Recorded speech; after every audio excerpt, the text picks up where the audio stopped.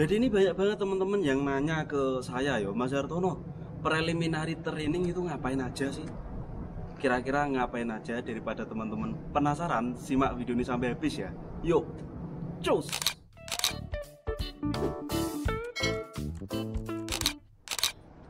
Oke guys, assalamualaikum warahmatullahi wabarakatuh. Ketemu lagi dengan saya Hartono di sini. Buat yang baru gabung, salam kenal. Buat yang udah stay di channel ini, terima kasih banyak udah stay di sini. Semoga sehat selalu, sukses menyertai teman-teman semuanya. Oke, di sini ini kebetulan cuacanya agak mendung bolo. Ini udah 2 hari 3 hari ini hujan nggak reda-reda, baru reda kali ini. Dan ini menandai bahwasanya musim semi akan segera berakhir dan berganti dengan musim panas seperti itu. Tapi aku nggak mau membahas musim ini, aku mau membahas mengenai prelim. Mungkin teman-teman yang sekarang lagi proses di Indonesia yo, ini sekarang udah ada beberapa teman kita yang lolos tes atau lulus dari ujian gelombang 1, gelombang 2 juga pengumuman sebentar lagi. Mudah-mudahan tak doain lulus, dan yang mau ujian tetap semangat belajar biar nanti lulus juga. Dan udah ada beberapa teman kita yang dari gelombang 1 itu kemarin sempat mendapatkan SLC, udah banyak lumayan. Terus udah ada juga yang pada nanya ke saya, selama prelim itu ngapain aja sih Mas? Mungkin teman-teman bertanya-tanya ya, kalau aku dulu sih pas awal-awal mau prelim juga merupakan sebuah momen yang selain membuat deg-degan juga membuat aku penasaran nanti ngapain aja gitu. Dan tak kira nenggo YouTube juga belum banyak yang nge-share ya, atau belum ada. Mungkin ini adalah aku orang yang pertama kali nge-share cerita mengenai pengalaman prelim itu ngapain aja. Yowes, flashback ke belakang tahun 2017 itu adalah proses aku maksudnya mendapatkan SLC itu bulan Agustus bolo. Buat teman-teman yang belum mengikuti aku, baru mengikuti mungkin baru tahu, tak ceritain. Aku dapat SLC Agustus, terus aku September itu prelim. Sebelum prelim ini ada beberapa dokumen dan juga syarat-syarat yang harus kita penuhi. Di antaranya juga dari LPK juga mengharuskan untuk membayar uang terima kasih. Kalau misal LPK ini ada uang terima kasih, dan rata-rata semua LPK ini hampir ada uang terima kasih bolo. Aku menyiapkan dana sekitar 11 juta itu untuk membayar ke LPK, ngasih uang terima kasih sebagai bentuk balas budi karena sudah menjadi perantaraku ke sini.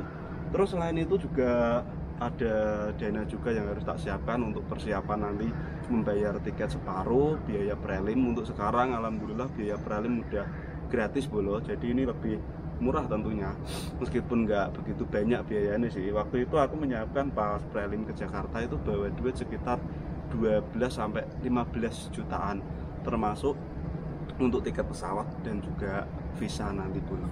Yowes, setelah itu aku mempersiapkan dokumen-dokumen, diantaranya dokumen yang harus dibawa itu untuk verifikasi data yo. Ada yang namanya printan SLC itu. Selain printan SLC juga membawa KTP, KK kalau nggak salah. Pokoknya nanti teman-teman bisa membuka nih website BP2MI, pengumuman prelim dan panggilan prelim itu nanti syaratnya apa aja di situ ada semua. Aku udah agak lupa ya. Selain itu juga aku di sana kan disuruh untuk pakai pakaian yang warnanya hitam dan putih, dan juga membeli dasi. Wes aku beli nenggok mall sama temanku. Di tempatku itu ada yang namanya pusat perbelanjaan luas bulu. Aku beli pakaian itu dan juga beli celana training, sekalian beli kaos yang berkerah itu dipakai olahraga saat nanti nyampe nenggo sana. Satu hal yang bikin aku deg-degan dan semua teman-teman deg-degan, ternyata nenggo prelim itu ada satu sesi yang namanya medical check up atau MCU. Itu bikin semua orang deg-degan. Kenapa? Karena MCU pas prelim ini menentukan sekali teman-teman nanti terbang atau enggak.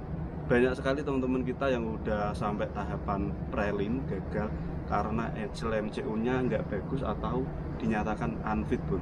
Maka dari itu aku jauh-jauh hari juga udah mempersiapkan selama, kan aku sebelum prelim ini 2 minggu ini udah persiapan olahraga teratur, terus minum minuman. Aku waktu itu minum susu Bir Brand bolo. Maaf ini bukan promosi atau endorse atau apa, emang aku minum susu Bir Brand tiap hari rutin, olahraga juga rutin, minum air putih teratur, istirahat teratur bolo. Selain itu setiap pagi olahragaku itu kayak lari-lari gitu setelah habis subuh, udara masih seger itu tidur yo pokoknya sehari 8 jam kayak gitu. Terus pas mendekati prelim, tibalah hari prelim ini aku minum susu, masih minum susu itu. Selain itu juga aku beli degan, bolo-bolo tahu degan hijau tuh, aku minum degan hijau. Terus berangkat prelim, habis minum degan hijau aku bawa degan, degannya beli 3 atau berapa itu, yang satu tak taruh aqua tetapi basi bolo. Karena degan, air degan itu ternyata nggak bisa ditaruh aqua terus nanti di bawah itu nggak bisa bolo, karena kepanasan mungkin akhirnya air degan itu tak buang. Ya wes, aku berangkat prelim dengan di bis.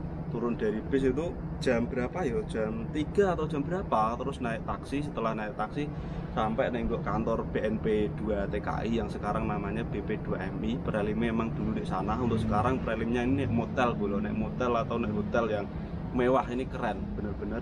Terus setelah itu nunggu dapat kamar, aku di sana subuhan, sholat subuh bareng-bareng nengok musola yang ada nengok kantor BNP 2 TKI itu. Nunggu sampai pagi, akhirnya ada yang namanya pembagian kamar. Aku dapat kamar, sekamar itu waktu itu orang 5 bolo, dan itu semua orang 5 itu adalah temen se-LPK aku. Satu LPK jadi satu sekamar, karena kebetulan nama kita kan waktu itu yang dapat SLC prelim awal-awal itu dari nama yang satu kata. Aku kan namaku Hartono, ya wis Hartono, terus Mas Sugiono, inget banget itu ada Mas Mantri, terus yang satu lagi itu Mas Supriyono. Wes, itu satu kamar sama aku. Setelah itu dapat kamar, hari pertama itu langsung medical check up dulu. Medical check up di rumah sakit pelabuhan, kita ngisi data-data, terus medical diantar pakai bis. Medicalnya lengkap banget seperti yang udah tak ceritain kemarin. Setelah medical itu hasilnya nggak langsung keluar bolo.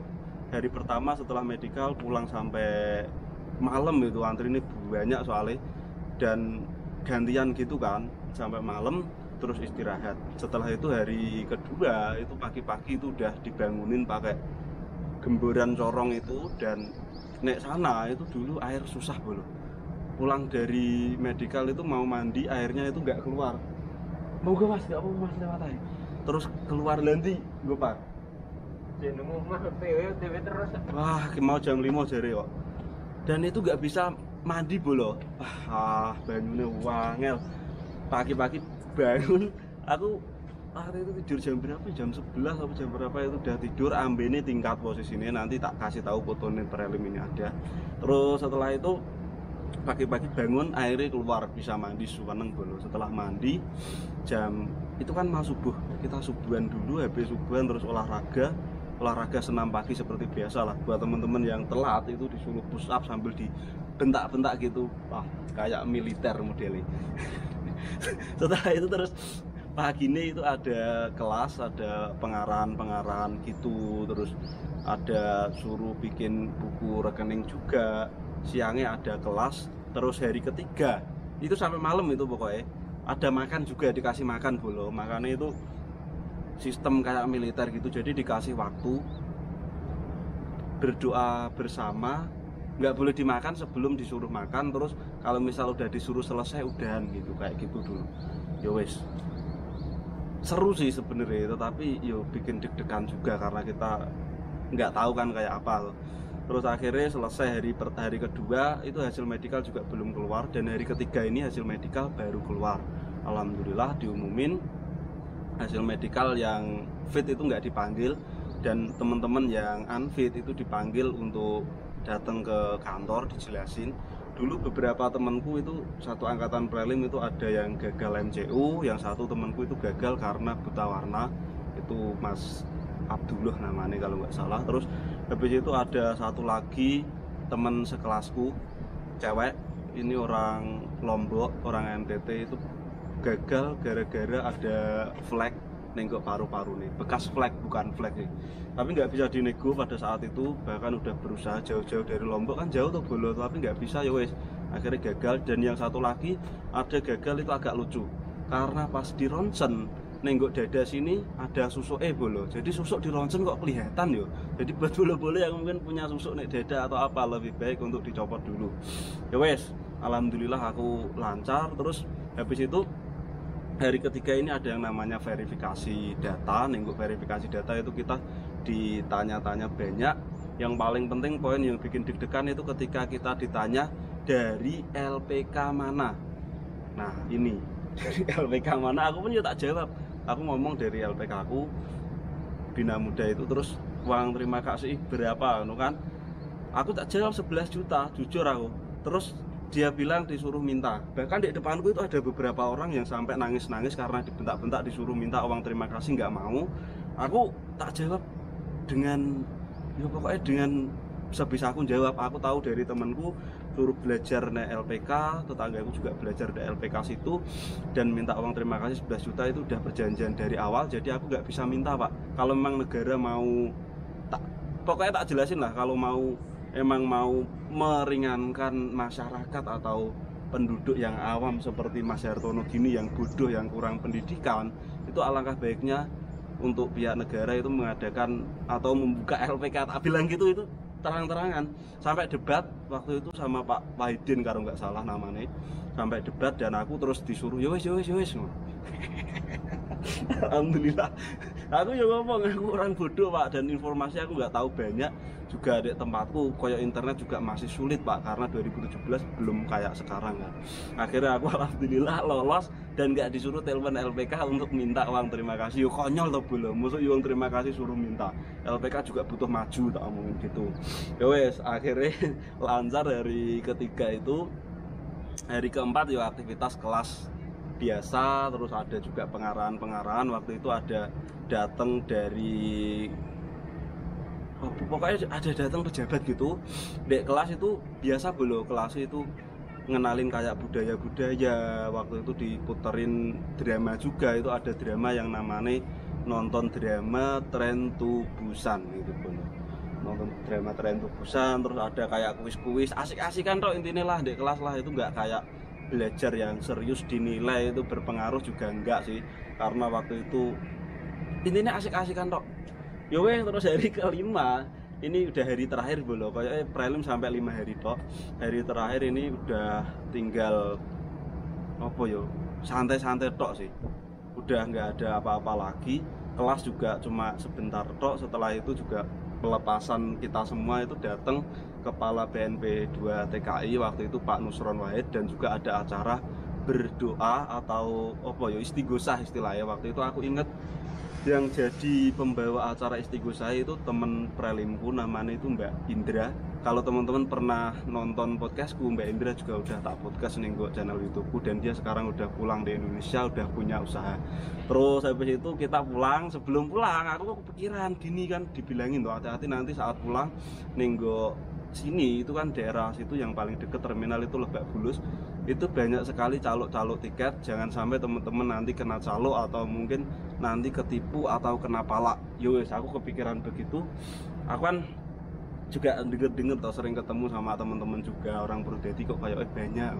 Aku iseng-iseng nariki orang-orang itu, sebelum pulang tak tariki semua. Siapa yang mau pulang bareng, siapa sih mulai bareng, tak datengin ke kamarnya satu-satu. Waktu itu aku ngajak Mas Sugiono, ayo siapa sih nak Purwodadi, siapa Purwodadi mencari teman. Aku tak kumpul ke waktu itu, alhamdulillah banyak banget yang bareng bolo.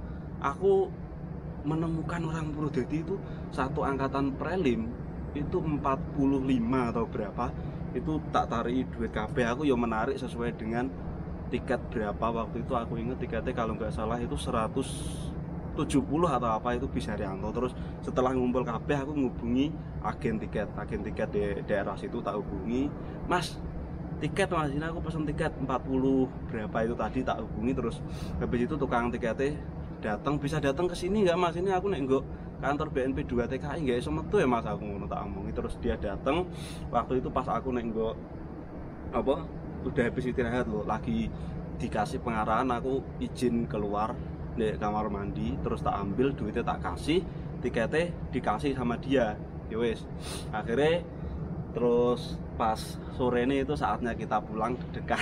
Kita pulang itu, aku pulang naik, waktu itu pesen masih baru-barunya Gojek, pesen Gojek bolo, pesen Gojek yang mobil itu apa namanya, Gokar ya, pesen Gokar teko. Itu orang 40 itu pakai mobil berapa waktu itu, 5 atau 6 pokoknya, sekitar 6 atau 7 boh pokoknya datang. Terus pas bis mobilku keluar dari BNP 2 TKI, dipalak bolo. Pak. Iso-isone dipalak dijaluki jatah reman. Padahal itu kan kantor koyo apa ya? Di dekat situ kan juga ada asrama koyo tempat TNI ya, mohon maaf, tapi nggak ada sangkut pautnya sih. Yang malah itu bangetan, aku aslinya yuk gregetan, nggak mau tak kasih, tapi bolo-bolo suruh ngasih di WA daripada ruwet. Tak kasih 20.000 nggak mau loh, mintain 50.000 loh, malah ngenyang sisan. Ya wes tak kasih. Singkat cerita terus kita lanjut lagi sampai nunggu agen BC. Alhamdulillah selamat semuanya, dan semua teman-teman tadi katanya emang dimintain jatah itu emang preman, mau heran, tapi itu plus 62 dan itu di Jakarta itu udah menjadi kayak budaya ya bro. Miris sih sebenarnya, tapi gimana lagi, tidak apa-apa, sehat selalu untuk tukang palak. Sampai nunggu halte bis akhirnya kita naik ke dalam bis, wes pulang. Alhamdulillah setelah pulang itu ada yang turun di daerah perbatasan Demak, sampai yang terakhir itu aku turun, semuanya selamat sampai rumah. Terus masih calling-callingan juga sampai sekarang udah nggak calling-callingan. Terus kita tinggal nunggu waktu terbang bolo. Waktu terbang ini kita nunggu visa kita turun, jadi CCVI kita turun itu kolom 7 atau kolom 8 bolo. Terus kita terbang nyampe sini, udah nyampe sini dulu ada grup prelim itu, kelasku dulu kelas D kan, ada grup tapi wah sekarang udah sibuk dengan aktivitas masing-masing, udah ganti HP juga, jadi nggak ada hubungan lagi. Pokoknya buat teman-teman yang mungkin dulu prelim bareng aku atau mungkin terbang bareng aku, pokoknya sehat selalu, sukses untuk teman-teman semuanya. Dan sekarang udah banyak yang pulang ke Indonesia, aku masih di sini. Yowes, mungkin cukup sekian cerita mengenai prelim kali ini. Terima kasih sudah menonton sampai selesai. Mudah-mudahan bisa memberikan gambaran teman-teman mengenai prelim. Buat teman-teman yang mau tanya-tanya, boleh tanya di kolom komentar atau DM di Instagram atau di TikTokku juga bisa. Cukup sekian, terima kasih udah menonton sampai selesai. Sekali lagi jangan lupa untuk dukung channel ini dengan cara like, komen, dan juga subscribe agar channel ini terus berkembang dan saya semakin semangat untuk membuat kontennya. Sekian, wassalamualaikum warahmatullahi wabarakatuh. Salam Subusito. Buat teman-teman semuanya tak doain lancar prosesnya sampai sini, ketemu orang baik, dapat pabrik yang bagus.